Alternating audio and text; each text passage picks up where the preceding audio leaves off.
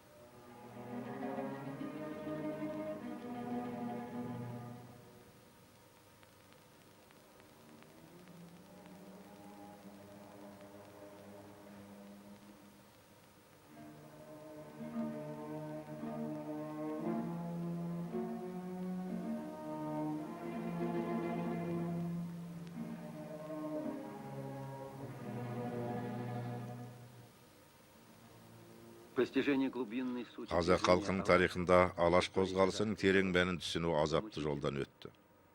Неліктен? Жеңілгендердің қайғысы хақында байырғы румдықтардың өзі айтып кеткен. Ол тек жеңімпаздардың жеңілгендерді құлға айналдырған ауыр жағдай ғана емес. Бұл сондай-ақ олардың бодандарының жадына билік жасау құқығына ие болғандығы. Яғни жеңімпаз соғыстың тарихын өз қалауынша бұрмалау.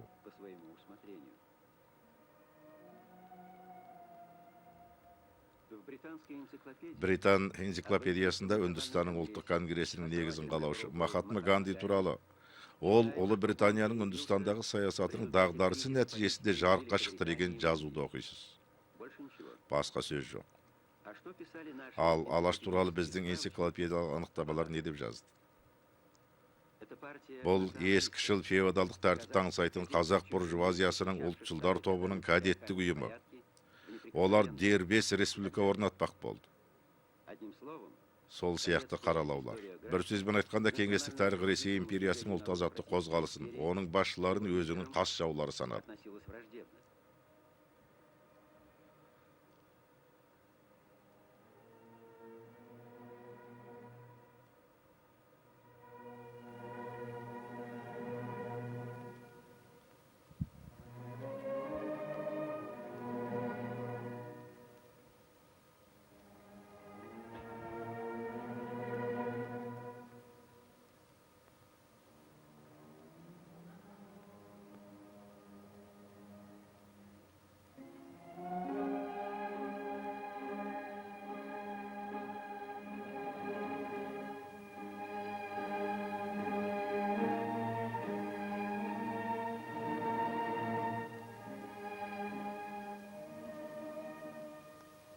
Ал шын мәнінде алаш қозғалысының мақсаты қандай еді?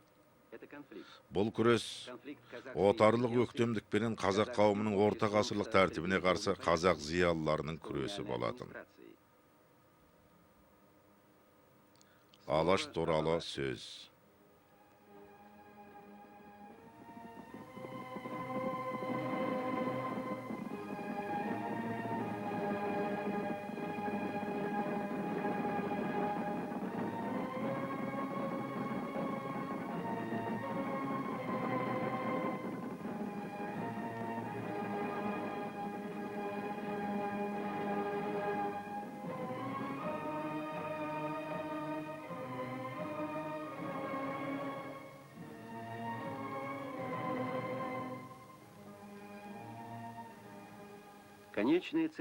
Патшалықтың түпкі мақсаты қазақтың қазынаға тұнған кең байтақ жерін түгелдей иелену болатын. Ол мақсатты жүзеге асыру үшін Ресей патшалығы бірнеше кезеңді қамтитын саясат жүргізді. 1822-24 жылдары орта жүз бен кіші жүздегі хандықты жоюдың әкімшілік реформасы жүргізілді. Бұл іс жүзінде қазақтың мемлекеттігін жою болды.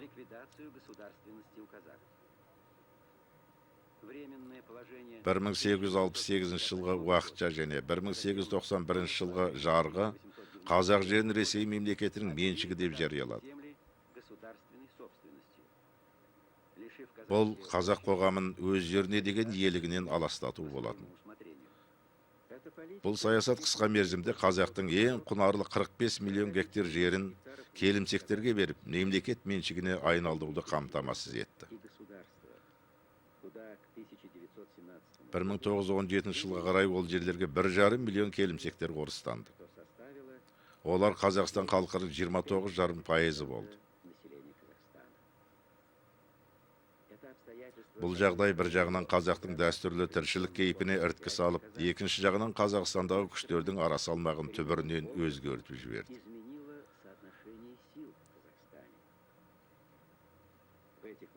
Мұндай жағдайда қазақтарға өз тәуелсіздік үшін күресуден басқа амал қалған жоқ болатын.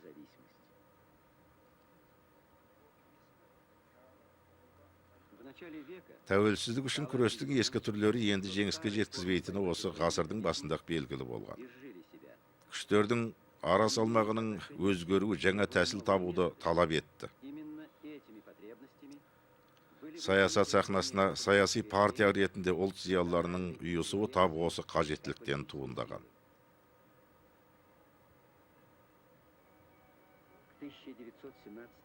1917 жылы жоғары білімді дипломы бар қазақ зиялыларының саны 120 адам болды.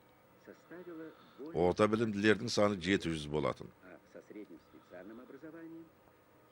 Ал қазақтың жастары Мәскеу, Петербор, Варшава, Қазан, Каир және Стамбулдың жоғарғы оқу орындарында білім алды. Әрине бәрінен бұрын оларды өзінің туған даласының, туған халқының тағдыры алаңдатқан болады. Осының өзі олардың қазақ жерінде жаңа өмір орнату үшін күрескерлік жолын таңдауына басты себеп болды.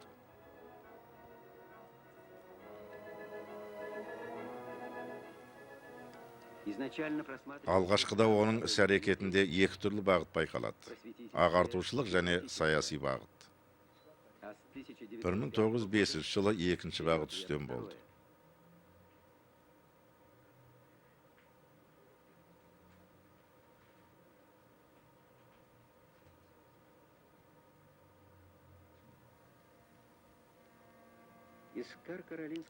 Ресей империясы министрлер кеңесінің төрағасына Қарқаралыдан 14 мың адам қол қойған талапқа жіберілген соң, екінші саяси бағыт беделді болды.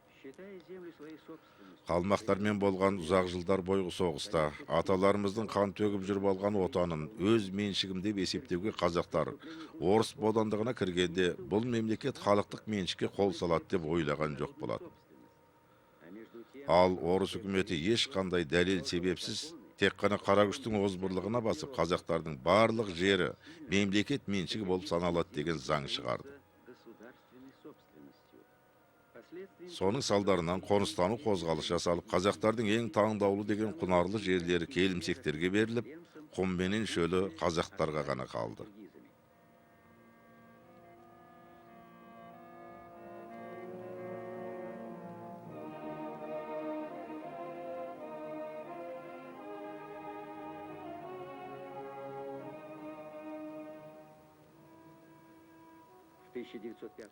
Бір 1905 жылы қазақ зиялылары алғаш рет саяси партия құруға талпынады. Оралда Камил Токватуллин шығарып тұрған «Пікір» атты газетте қазақтың конституциялық кадеттік партиясының орталық комитетінің құрамы жарияланады. Алайда қазақтың ұлт-азаттық қозғалысының өрлеуі қайта басталғанына орай бұл бастама жүзеге аспай қалады. Мұстафа Шоқайдың әділ бағалағандай ұлт қозғалысына 1913 жылдан бастап жалпы ұлттық басылымға айналған қазақ газетінің қосқан үлесі маңызды. Мөлшері осы кезден бастап Орынбор қазақтың ұлт-азаттық қозғалысының ұйымдастыру орталығына айналады. Оған арқау болған біріншіден Орынбордың қазақ қайраткерлеріне қатаң бақылау қойылған қазақ облыстарына жырақта жатқандығы. Екіншіден Орынбордың империялысының шығысындағы ірі мәдени орталық ретіндегі маңызы болатын.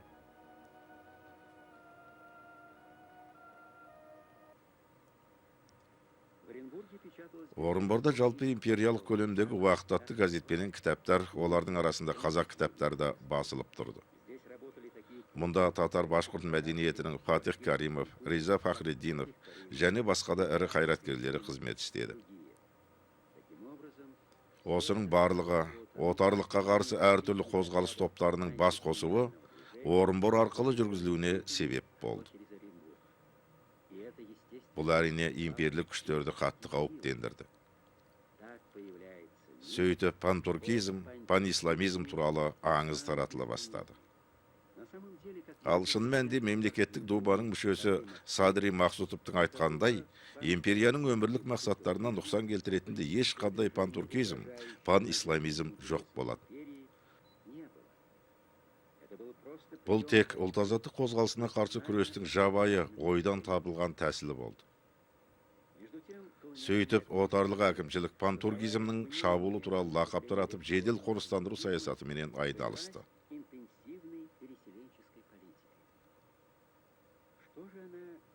Бұл саясатты жүргізу арқылы олар не ұтты? Кем дегенде 2 міндет көзделді. Біріншіден, ішкі губерниялардан келген орыстарды қоныстандыру арқылы жергілікті жерлерде әлеуметтік тірек орнату. Және біртіндеп орыстардың ара күшін көбейту. Екіншіден, болашақта жергілікті қазақтарды орыстандыру үшін барлық қажетті жағдайларды жасау.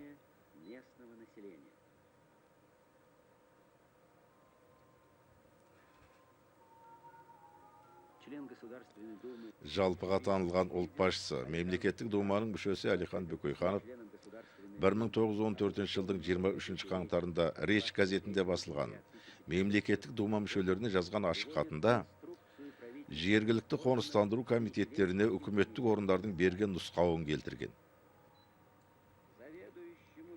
Торғай, Орал аудандарындағы қоныстандыру ісінің меңгерушісіне аса жоғары мәртебелі сенат осы жылдың 5-нен 26 сәуірінің аралығында жіберілген 3006 санды хатта мұсылман қазақтар менен христиан дінін қабылдаған қазақтарды орыс шаруалары менен қатар қоныстандырған кезде мұсылман қазақтардың саны осы жердегі православлық тұрғындардың жартысының санынан артық болмауын қатты қадағалап тапсырады.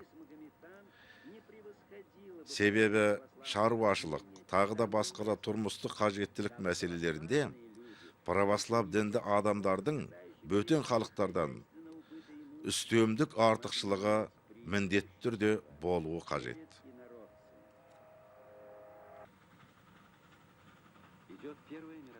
Жаһандық бірінші соғыс жүріп жатыр. Мемлекеттік дума соғыс министрі генерал Поливановқа қатардағы әскер қатарына қазақ жігіттерін алудың жолын қарастыруға жасырын түрде тапсырма береді. Соғыс министрі Поливановтың айтқандарынан: егер біз қазақтың жігіттерін әскерге дереу шақыратын болсақ, онда біз қазақтарды отырықшылық өмірге көшуін тоқтатамыз. Бұл қазақтардың артық жерлерін өзімізге ала алмай қаламыз деген сөз. Сондықтан біз туралы олардың ойлары жат, бөтен. Ал оларды қатардағы әскер қатарына шақыру, оларды соғыс өнеріне үйрету деген сөз. Біздің ойымызша оған әлі ертелеу. Алдымен оларды дайындау керек, деп түйіндейді министр Поливанов. Яғни алдыменен орысша білім беріп, орыс мәдениетін сіңіру қажет.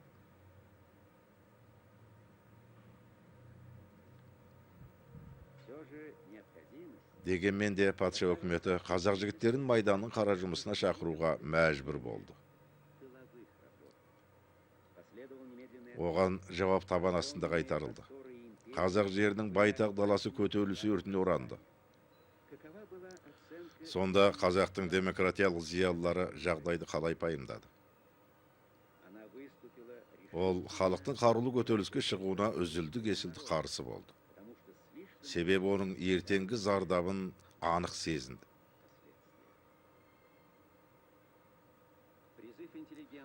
Бірақ олардың патшаға қарсы қарулы көтеріліске шықпауға үндеген қарсылығын халық тыңдамады.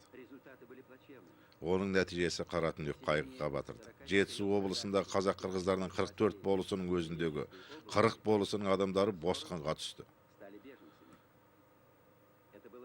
Бұлар Малжары менен Қытайға қашқан, алдымен орыстың, одан соң Қытайдың шекарашы топтарына томалған ширек миллиондай адамдар болады.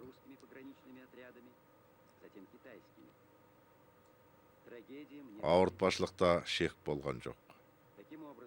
Осылайша 1916 жылы тәуелсіздік жолында күрестің тәсілдерін белгілеуде екі бағыт бір-біріне бетпе-бет келіп тұрды. Бірінші бағыт отарлық әкімшіліктің озбырлығына батырлар бастаған көтеріліспенен қарсы шығуды ұсынды. Ал екіншісі қарусыз, бейбіт, интеллектуалдық күрестің әдістерін бастау. Бұдан былайғы оқиғалар ұлт зиялылары бағытының дұрыстығын айқындап берді.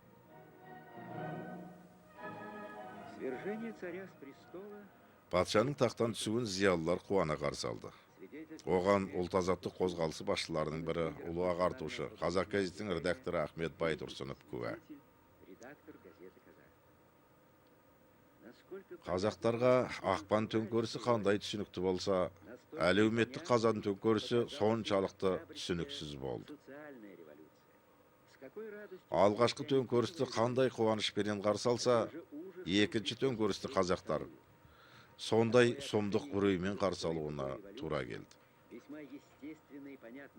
Төңкерістерге бұлайша көзқарас қазақ халқын білетін адамға соншалықты табиғи және түсінікті нәрсе. Бірінші төңкерісті қазақтардың түсінікпен қуана қарсы алатын себебі ол патша өкіметінің қанауы менен озбырлығынан құтқарды. Ал екіншіде де олардың өмір бойы армандаған, елді өз бетінше басқаруға деген үмітін жандырды. Ақпан төңкерісінің жеңісінен кейін уақытша өкіметтің жергілікті басшы орындары азаматтық комитеттерді құра бастады. Оларды құру бастамасы орыстар тарапынан болғандықтан бұл комитеттер негізінен келімсектердің билік орындары ретінде жүргізіле бастады. Бұл жағдай облыстардың қазақтары тұратын бөлігінде қазақ комитеттерін құруға мәжбүр етті.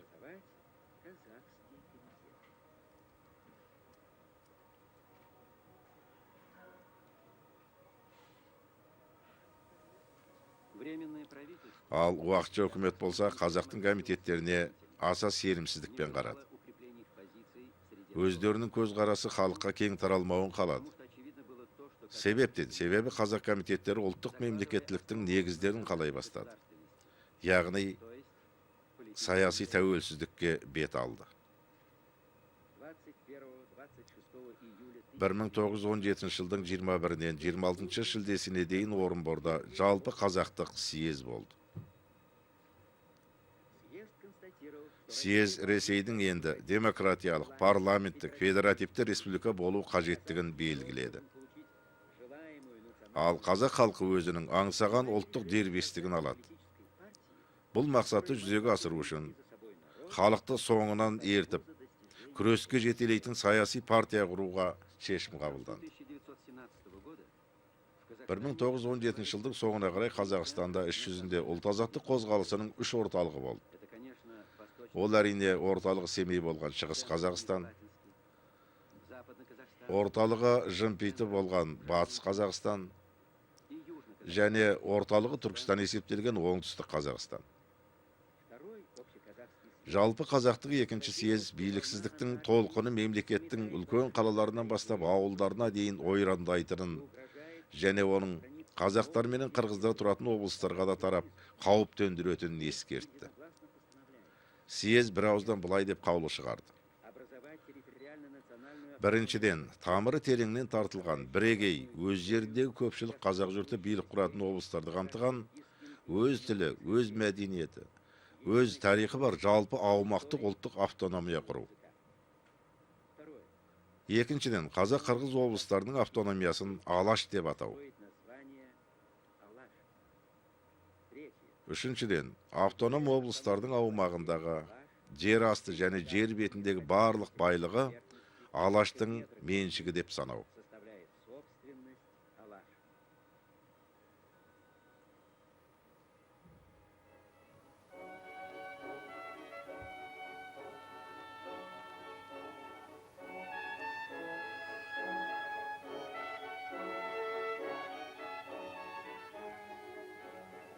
Декабрьский общеказахский Сол желтоқсанда өткен жалпы қазақтық съез Алаш аумағында тұратын аз ұлттардың мүддесін барынша қорғауға шешім қабылдады.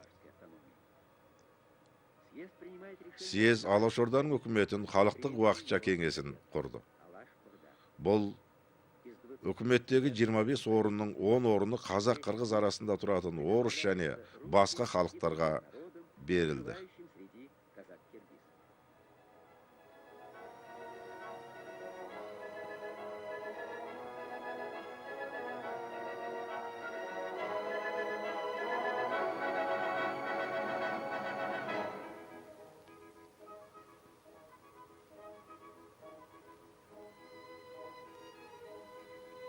Съезд альтернативным путем Съез баламалық тәсілменен Алашорданың өзінің төрағасын сайлады. большинством голосов Көп дауыспенен ол орынға Әлихан Бөкейханов сайланды.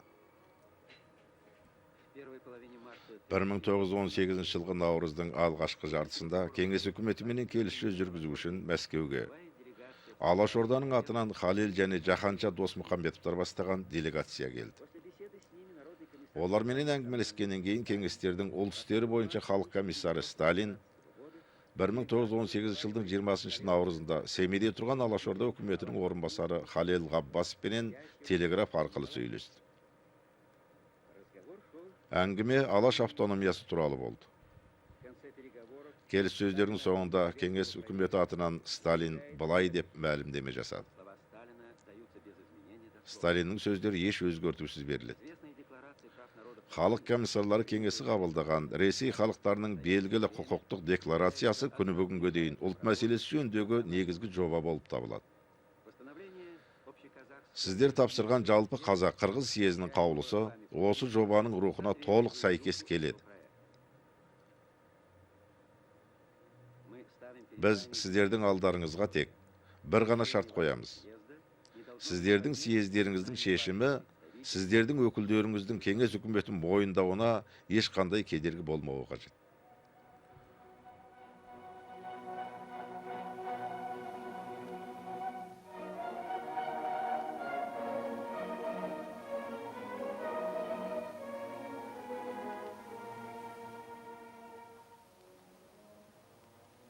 Алашординское правительство Алашорданың үкіметі кеңес үкіметін Ресейді мекендеген барлық халықтардың орталық органы деп мойындау туралы өздерінің шешімін қабылдады. и в свою очередь Өз кезегінде және 11 баптан тұратын өзінің шартын ұсынды. 11 Онда Алаш автономиясының заң шығару және атқару билігі Алашорда үкіметінің өзіндік қолында болады делінген. а областные советы, Ал облыстық кеңестер оған қолғабыс етеді. получив ответ Алашорда, Алашорданың жауабын алғаннан кейін Сталин бұл мәселе туралы кеңес үкіметінің шешімін хабарлауға уәде береді.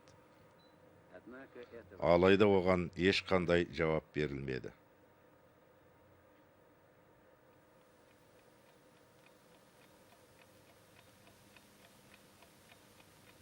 зато Сталин 7 августа Оның есесіне 7 сәуірде Сталин дала өлкесінің комиссары Жан Гельдинге телеграфпен былай деп хабарлады. журналистические группы Ұлтшыл буржуазиялық топтар автономияны өз бұқарасының қолындағы қаруға айналдыру үшін арнайы талап қойып отыр. именно поэтому Сондықтан да олар кеңес үкіметінің орталық билігін мойындай отырып, сонымен қатар өздерінің ішкі істеріне қол сұқпауды талап етіп, жергілікті кеңестерді мойындағысы келмейді.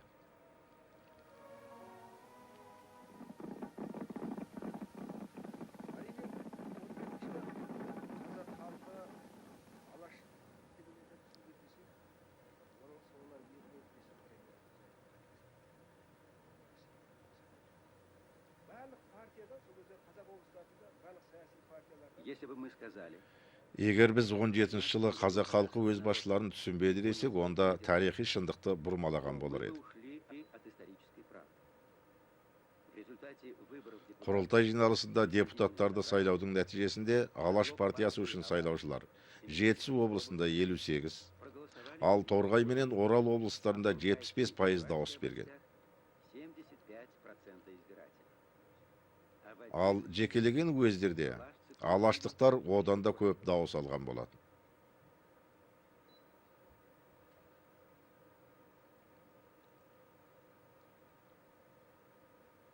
нельзя отрицать и другое. Оған қоса екінші бір жағдайлары ескермеуге болмайды. Большевики Қазан төңкерісінен кейін қазақ қоғамына таптық тұрғыда іріткі салу үшін большевиктер тиімді үгіт насихат жұмысын күшейте түсті. как показывает мировой Әлем тәжірибесіне көз салсаңыз, ұлттық және саяси тәуелсіздік жолындағы күрестің кезінде таптық мүдделер ешқандай маңызға ие болмаған. могут иметь приоритетное значение. В данном Мұндай жағдайда қашанға әдетінше алға шығатыны жалпы ұлттық, жалпы демократиялық міндеттер болуы қажет.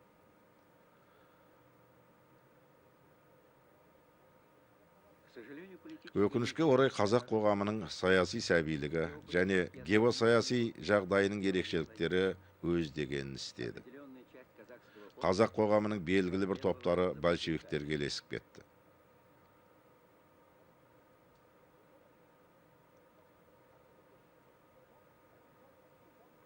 это означало переход Осының өзі күрестің бір түрінен енді екінші түріне көшу болды. свершившейся еще за национальное освобождение Орска Яғни ұлт-азаттық мәселесі шешілмей тұрып, күрестің әлеуметтік түріне көшу басталды.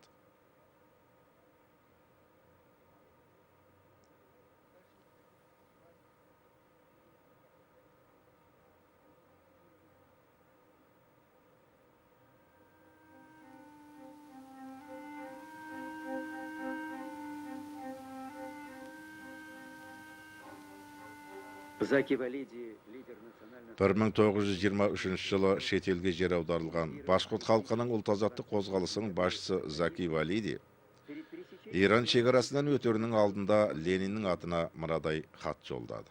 глубоко уважаемый Аса қадірлі Владимир Ильич, советским правительством 20 ноября 1917 жылдың 20 қарашасында жарияланған Кеңес үкіметінің шығысқа Ресейдің барлық мұсылмандарына арнап, бұл халықтардың өзін өзі айқындау құқы Ресейдің құрамынан шығуына дейін бара алады деген үндеуі 1920 жылдың 19 мамырында қаулысыменен түбіріменен сызып тасталды. в истории юго-восточных мусульман Осыдан кейін Ресейдің оңтүстік шығыс мұсылмандарының тарихында жаңа кезең басталмақ.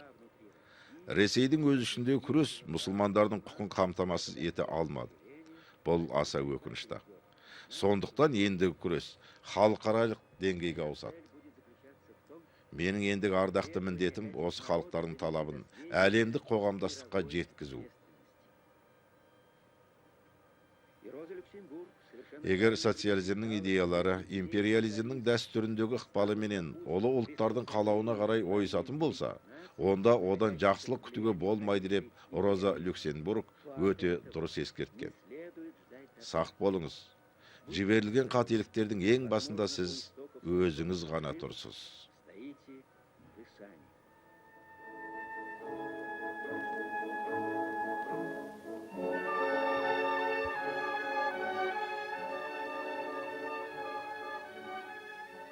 Так закончилось естественное стремление казахского Ұлттық мемлекеттілікті қалпына келтірмек болған қазақ халқының табиғи ұмтылысы осылайша аяқталды. вновь созданное демократическое Жеке бастың бостандығына жасалған жағдай, баршаның бостандығы болған біздің жаңадан құрылған қоғам, будет память барлық өмірін өздерінің қолдары жетпеген құндылықтарға, барлық халықтардың азаттық, теңдік және туысқандық жолындағы күресін арнаған ардақтыларға деген арнайы ескерткіш болсын.